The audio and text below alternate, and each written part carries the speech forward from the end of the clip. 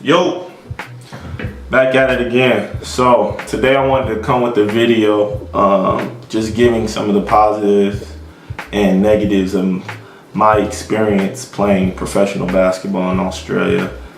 I have a lot of people that come up to me asking me about how was Australia, etc., etc. So just wanted to use this platform and just giving my opinion on it. So first thing I'll start off with is the positives. The first positive that I have to say about being in Australia is not having a language barrier. No question. Being able to speak the same language as everybody else in the country definitely is beneficial in interacting with the community, as well as creating connections with teammates and coaches, etc. In most cases, money is on time. Sometimes you run into situations where you don't always get paid on time. You may be a week, 2 weeks late, or even more time than that in some cases. And it kind of creates tension between you and the organization when stuff like that happens, and puts you in a position where you have to decide whether you want to play or not. So when you don't have to deal with that and money is always on time, it definitely helps you stay less stressed and stay focused on basketball. Another benefit of playing in Australia is that you only practice twice a week. So in other countries, you may practice every day, sometimes even 2 times a day, which can be very straining on your body and on your mental. Having only 2 days of practice can definitely allow your body to stay fresh. And another benefit is that you're able to embark on opportunities outside of basketball.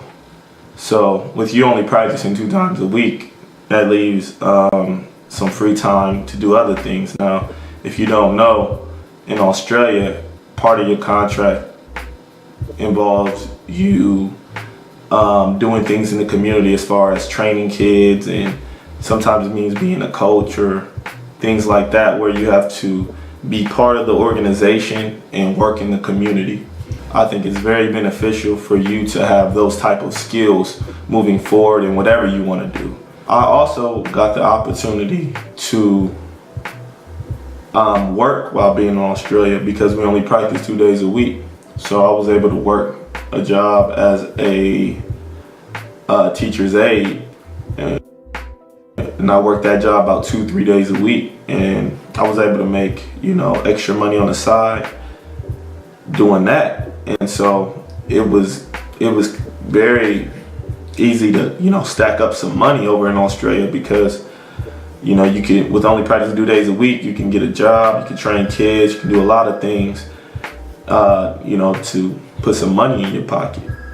Australia is also a American league. So what I mean by that is that they rely on the Americans to do a lot of the scoring. Another league similar to that would be like a China league, where you see Americans averaging like 30 points a game. Not saying that the competition isn't a good level of competition, it's just that the teams in Australia rely on their Americans to be a big scoring force for them. Where in other countries, you might get guys trying to hate on you, the coach telling you to tune it down a little bit, but in Australia, you ain't got to worry about stuff like that. Also in Australia, from what I've seen, it's easier to move to higher levels. I've ran into guys, and actually had a guy on my team, American on my team, the other American, who moved from lower levels and then moved to a higher level the next season.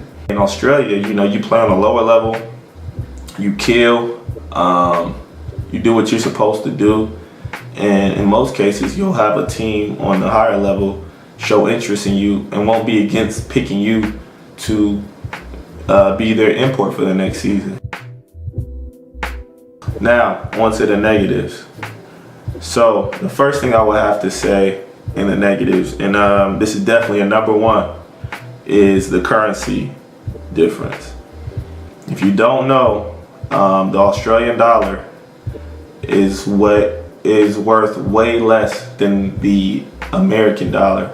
So at the time when I was there, $1 Australian was worth 70 cents of American dollar. So when I went to go exchange my money back home, I got a lot less money than I left with.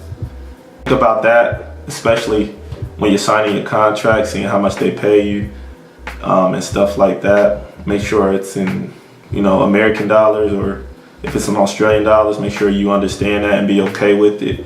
Check the exchange rate, and those are just things you have to look at when going to Australia. Practicing 2 times a week.